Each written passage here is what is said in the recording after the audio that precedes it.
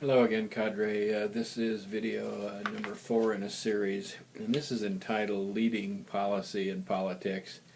And the reason it's done as a video, so that we might not get time to do this during our class sessions, because they seem to be fairly hectic and time-consuming as they are. But this is a vital part, because if you don't get the notion of how leading happens in policy and politics, you could get some wrong notions about what this is, because it's not like the other kinds of leading when you lead curriculum instruction or personnel or human resources or something like that. Because policy and politics is not a domain like curriculum instruction, personnel, budget and finance and those kind of things. It's something that pervades all of those areas, and the way that you lead that is really quite unique. Let's just leave it at that. I want you to refer back to the agenda, the Google Slides for the agenda, and they begin on slide 36 and go several slides, 8 or 10 slides into this. You may want to refer to those and have those handy to take a look at, because I think they'll help you to understand maybe understand what I'm talking about. Who knows? I'll do it my best. Okay, first of all, policy is about the affairs of the people. In other words, it's a purposeful or intentional solution or answer to a question that the public is dealing with.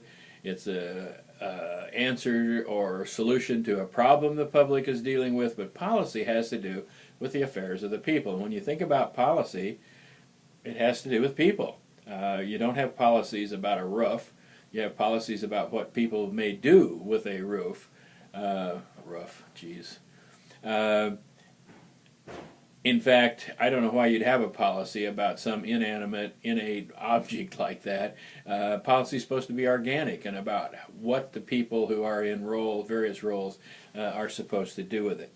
And politics, then, is the differences of opinion about what that purpose or that solution might be. It might be two opposing sides. It might be multiple concepts of that idea or solution.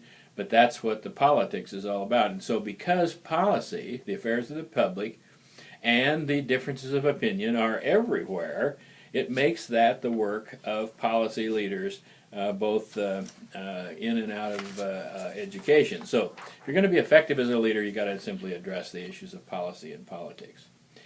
So then, what is leading? Leading in the political arena once in a while is the kind of leading where you actually develop or design the proposal or the solution, and then you carry it through. But most often, it's influencing something that's already out there. And if you take the notion of design thinking, where you begin to think empathetically about the end user in this whole thing, basically what you're trying to do then as a leader is influence what may come out when you think about what is the experience of the end user supposed to be given X policy or Y policy or X solution or Y kind of solution.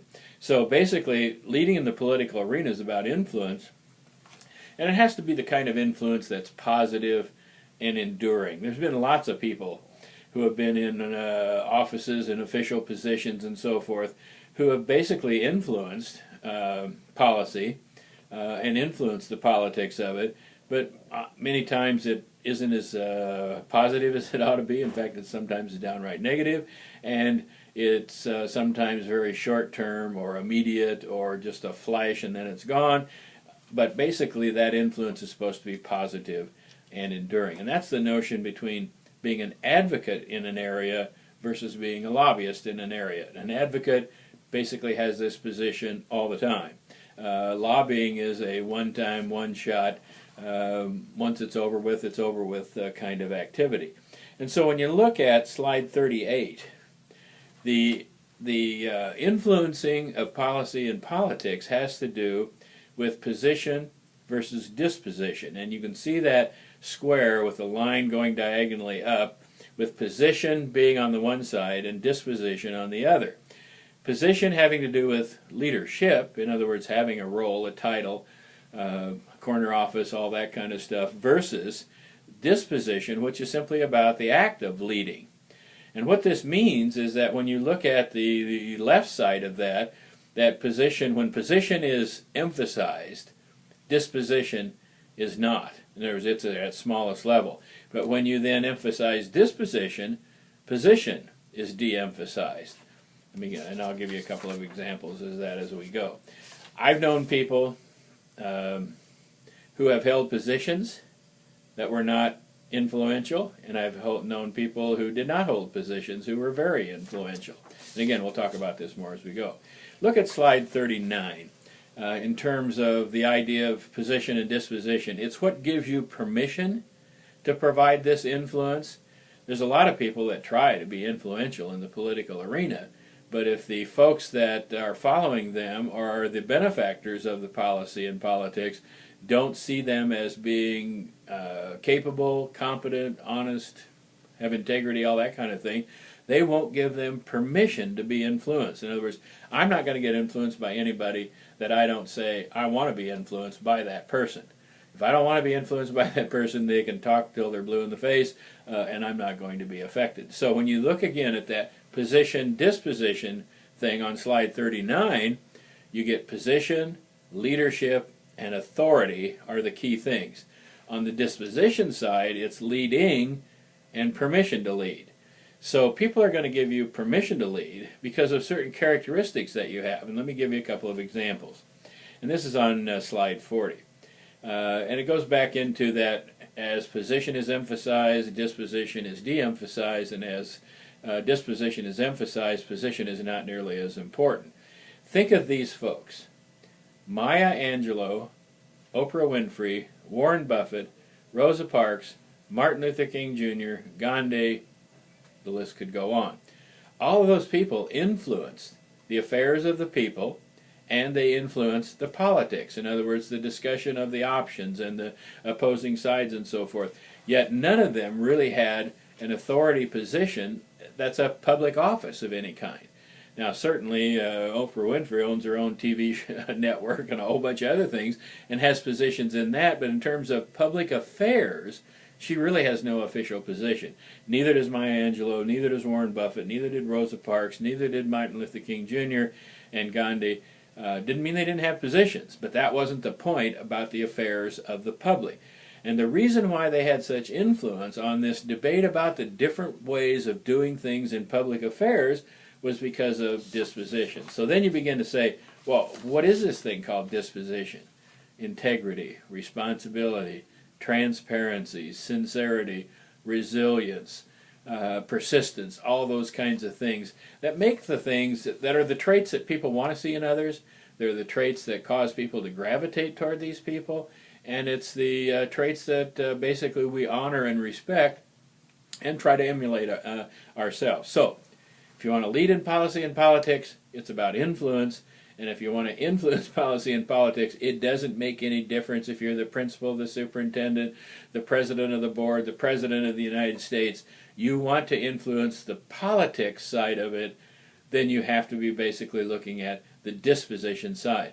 In other words, I have to, as Commissioner of Education, I can't tell you how many times I had to remember that it didn't matter that I was the Commissioner of Education. What mattered was my passion, my commitment, my sense of integrity, my honesty, and all those kinds of things, because that carried the weight.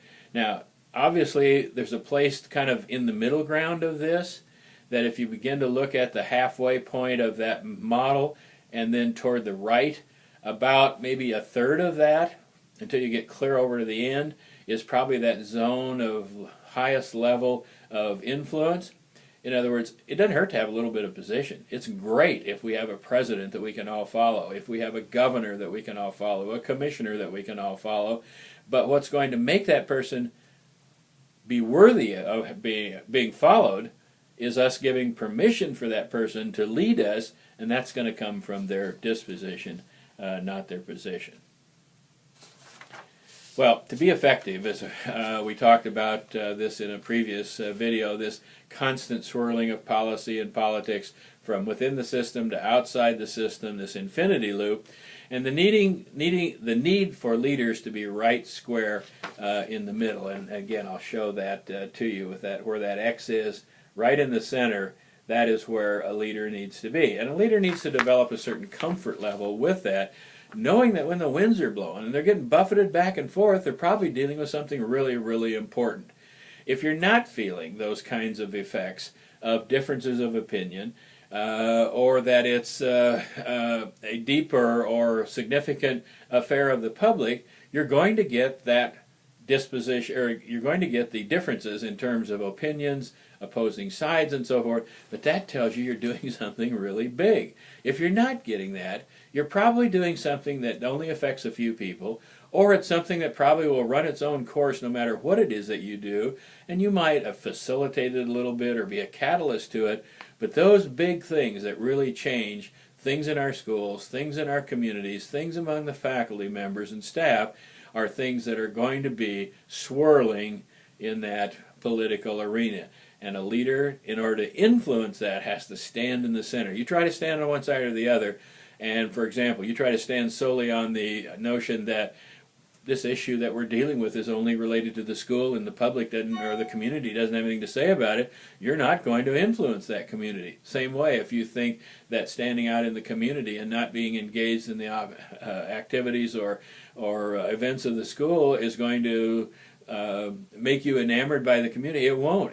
People want to see leaders in the center of that storm or that swirl that is going on. And so the thing that I would encourage you most is find ways to get comfortable with that, and the only way to get comfortable with that is to actually be in there and begin to develop the skills that are necessary to be a compromise person, a consensus builder, a person that's willing to listen. But again, those traits of disposition is what is going to matter the most. Well, this concludes this video. I have no idea if there are going to be some more, but there highly likely will be. Now that I've figured out how to do this, I'm kind of energized by the fact that I can sit here all afternoon and do videos. I won't force that on you. That was kind of a joke.